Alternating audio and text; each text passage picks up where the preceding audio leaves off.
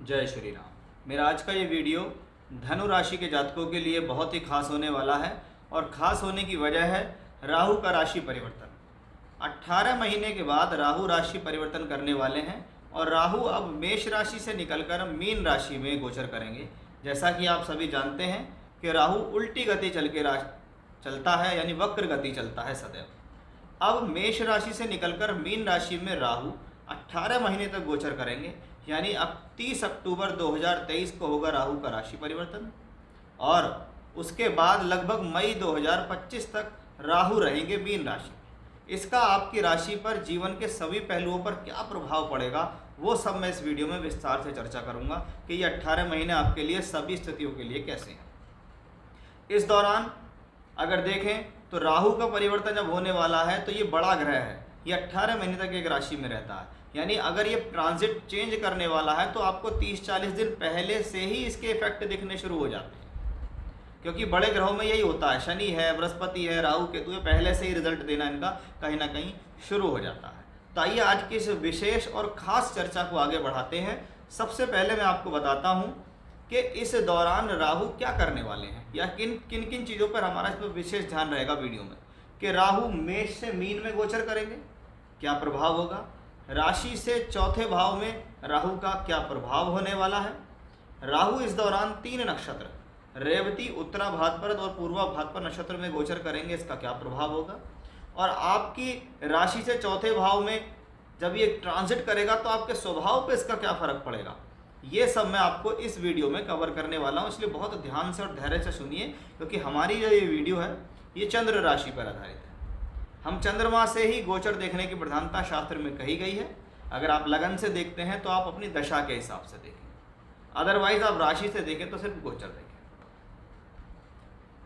आपकी धनु राशि है, धनु राशि के स्वामी बृहस्पति हैं और बृहस्पति ने करा था अप्रैल के महीने में राशि परिवर्तन। राशि परिवर्तन उन्होंने केंद्र से निकलकर त्रिकोण में चले गए थे बृहस्पति। उन्होंने तो सोचा कि ये अच्छा हो रहा है कि मैं केंद्र से निकलकर त्रिकोण में जाता हूँ। जैसे ही वो त्रिकोण में जाता है तो उसको यहाँ लगता है कि इस मंगल की राशि के अंदर पहले से ही राहु विराजमान है, और जब राहु विराजमान है तो राहु कहीं ना कहीं मंगल की राशि को दूषित कर रहा है। बृहस्पति वहाँ पहुँचते हैं तो अप्रैल से अक्टूबर गुरु चांडाल दोष बनाते हैं। अब ये गुरु राहु का योग बना आपकी राशि से पंचम स्थान के अंदर, और इसमें कोई संदेह नहीं है कि जब जब राहु किसी ग्रह के साथ जाता तो उसका एक स्वभाव है कि वो दूसरे के ऊपर अपना अधिकार छोड़ने की कोशिश करता है। इसलिए राहु के साथ जितने भी ग्रह बैठते हैं वो एक दोष बनाते हैं। गुरु राहु का चांडाल योग सुना होगा, मंगल राहु का अंगारक है, शनि राहु का योग प्रोफेशनली शुभ नहीं है, चंद्र राहु का योग मेंटली डिस्टर्बेंस देता है, तो वहीं बुध राहु का योग जड़त्व योग है। तो ये सारे दोष दे कौन रहा है, ये सारे के सारे दोष दे रहा है राहु। यानी गुरु राहु अगर आपके 5th हाउस में आया है तो इसमें कोई डाउट नहीं है, जिस दिन से आया है बहुत से लोगों को हेल्थ इश्यूज शुरू हो गए, बहुत से लोगों को डिप्रेशन शुरू हो गया, एंग्जाइटी शुरू हो गई, चिंता चिंतन शुरू हो गया, डिसीजंस अच्छे नहीं रहे, कन्फ्यूज़न क्रिएट होना शुरू हो गया, करूं ना करूं, करना चाहिए नहीं करना चाहिए, मन के अंदर एक बेचैनी, मन के भीतर एक अजीब सा डर आना शुरू हो गया। अब इस बृहस्पति जब राहु के साथ आया तो ये 5th हाउस में आया, पंचम भाव बुद्धि का। जब बुद्धि ही ठीक से काम नहीं करेगी तो आपके डिसीजन कैसे ठीक काम करेंगे, और डिसीजन ठीक नहीं होंगे तो आप पजल होंगे, अपने जीवन में अपने ही निर्णयों से परेशान हो जाएंगे। राहु आपका पंचम भाव में गया, बृहस्पति के साथ गया, इसने एजुकेशनली भी प्रॉब्लम दी, इसने लव रिलेशनशिप्स के लिए लोग भी प्रॉब्लम दी कि कहीं ना कहीं लाइफ के अंदर कुछ ना कुछ प्रॉब्लम्स तो आई है, क्योंकि जीवन में बहुत 90% काम अगर देखें तो बुद्धि से चलते हैं। पढ़ रहे हैं तो बुद्धि, नौकरी कर रहे हैं तो बुद्धि, व्यापार कर रहे हैं, कोई बात सीख रहे हैं, समझा रहे हैं, तो इन सब में कहीं ना कहीं आपकी बुद्धि का ही तो प्रयोग है, और वो बुद्धि का प्रयोग आपके जीवन में इन चीज़ों को दर्शाता है। तो प्रॉब्लम दी है कहीं ना कहीं गुरु चांडाल दोष के अंदर। अब राहु का ट्रांजिट हुआ चेंज और राहु 4th हाउस में आ गए। सबसे पहले चंद्रमा से चौथे घर में गया हुआ अशुभ ग्रह मन के लिए शुभ नहीं होता। ये शास्त्रीय नियम है कि चंद्रमा से चौथे घर में अगर कोई अशुभ ग्रह जाता है तो वो मन में बेचैनी देता है। अब ये बृहस्पति की मीन राशि है, और मीन राशि अपने आप में एक चंचलता से भरी, भावुकता से भरी राशि है। या कह सकते हैं इसमें जल तत्व की मात्रा ज़्यादा है। मीन मतलब मछली, मछली को आप हाथ लगाओ इधर उधर भागती है, वो पानी में भी इधर उधर भागती रहती है। अब वहाँ राहु है, यानी आपके आने वाले समय में आपके मन की चंचलता बढ़ेगी, इसलिए आप अपनी मन की चंचलता पर संयम रखें। अदरवाइज आपका राहु आपको हर काम को लिए लेकर कन्फ्यूज़न क्रिएट करेगा, हर काम के लिए लेकर चिंता देगा, किसी न किसी प्रकार की नेगेटिविटी आपके अंदर डाल के रखेगा। तो सबसे पहले क्या ज़रूरी है कि आपके हॉरोस्कोप में आपकी राशि से चंद्रमा से चौथे घर में राहु आपके स्वभाव पे असर डालेगा।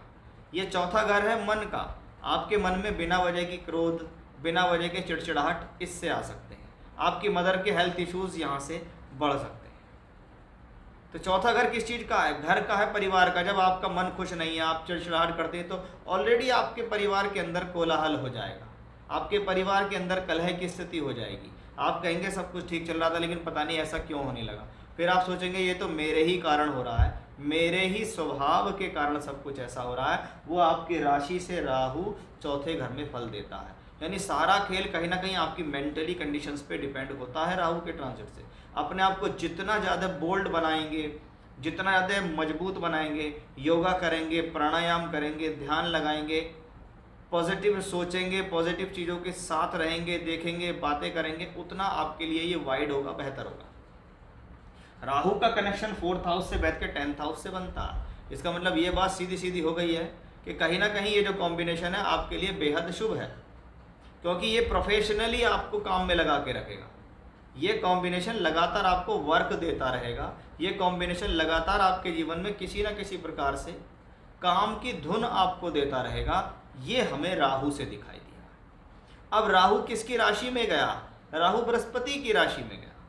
बृहस्पति कौन है? आपकी राशि का मालिक है, चौथे का मालिक है, यहाँ बैठा है, यानी त्रिकोण में बैठा है। गुरु राहु का चांडल दोष खत्म हो गया, राहु यहाँ चला गया, और शुरुआती समय में ये जो राहु है ये बुध के नक्षत्र में 6 महीने गोचर करेगा, यानी 6 महीने बुध के नक्षत्र का गोचर, 6 महीने बृहस्पति यहाँ रहेगा मई 2024 तक, यानी शुरुआती 6 महीने राहु के ट्रांजिट के आपके लिए प्रोफेशनली बेहतर हैं, पद प्राप्ति के लिए बेहतर हैं, कर्म क्षेत्र कार्य क्षेत्र के लिए बेहतर हैं, क्योंकि वो दशम और सप्तम दोनों का मालिक है। विवाह वैवाहिक संबंधों के लिए ठीक हैं, रिश्ता बनाने के लिए ठीक हैं, भूमि जमीन जायदाद प्रॉपर्टी से संबंधित कार्यों के लिए शुभ है, आपकी प्रोफेशनल लाइफ को अच्छा करेगा, आपको कोई रिनोवेशन करा देगा, कोई वाहन दिला देगा, कोई प्रॉपर्टी दिला देगा, उस लिहाज से भी ये राहु शुभ हो रहा है, क्योंकि वो राहु बृहस्पति की राशि में है। और फल किसके देगा? वो बृहस्पति के देगा। पहले फल बृहस्पति के, दूसरे फल चौथे घर में बैठने के, तीसरे फल नक्षत्र में डिवाइड हो जाएंगे, यानी रेवती नक्षत्र में फल देगा ऐसा राहु। अब राहु की बात आती है, क्योंकि राहु बृहस्पति के फलों पर आश्रित है। मई 24 के बाद बृहस्पति यहाँ से निकलकर यहाँ पहुँच जाएंगे, और बृहस्पति उस दौरान शनि के नक्षत्र में गोचर करेंगे। वो शनि दूसरे और तीसरे घर का मालिक भी होगा, यानी सबसे ज़्यादा ध्यान रखना है कि बाद के जो बीच के 6 महीने हैं उसमें, क्योंकि राशि का लॉर्ड बृहस्पति यहाँ आएगा और राहु चौथे घर में होगा, तो आपको इस दौरान हेल्थ इश्यूज आने की संभावना बढ़ेगी। स्वास्थ्य पे पैसा खर्च होगा, यात्राओं पे पैसा खर्च होगा, आपके एफर्ट्स पहले से ज़्यादा लगाने पड़ेंगे। अगर पहले इजी तरीके से काम हो रहा था तो अब ज़्यादा आपको मेहनत करनी पड़ेगी। नौकरी का क्षेत्र हो, व्यापार का क्षेत्र हो, किसी भी तरीके का क्षेत्र हो, आपकी मेहनत बढ़ जाएगी, क्योंकि जब राहु यहाँ से बैठकर 12वें घर को दृष्टि देगा तो बृहस्पति भी यहाँ से बैठ के 12वें घर को दृष्टि देगा। इसका मतलब है इस दौरान दूर स्थान से जुड़कर काम करने में सफलता मिलेगी, फॉरेन ट्रैवलिंग करने का मौका मिल सकता है, दूर की यात्रा करने का मौका मिल सकता है, किसी प्रकार का स्थान परिवर्तन संभव है, जगह परिवर्तन संभव है, मकान परिवर्तन संभव है। यानी मुझे ज़्यादातर दिखता है कि ये ट्रैवलिंग से लाभ लेने का योग है। अगर आपका किसी भी प्रकार का ये मन है कि मैं विदेश जाऊं, तो आप मई 2024 के बाद ट्राई करना। मई 24 से लेकर लगभग नवंबर दिसंबर 24 के बीच आपको इस प्रकार के संयोग बनेंगे कि जो लोग नौकरी कर रहे हैं, नौकरी में तब्दीली चाहते हैं, परिवर्तन चाहते हैं, तो उनके लिए ये समय बन जाएगा, क्योंकि इस दौरान राहु शनि के नक्षत्र में ट्रांजिट करेगा। शनि 3rd लॉर्ड भी है। उसके बाद राहु आता है बृहस्पति के खुद के नक्षत्र के अंदर, और बृहस्पति उस दौरान लगभग फिर भी यहीं रहेंगे और राशि का लॉर्ड होके, तो जैसा कि मैंने कहा हेल्थ इश्यूज आपको मई के बाद शुरू होने हैं। अपने स्वास्थ्य का विशेष ध्यान रखना है।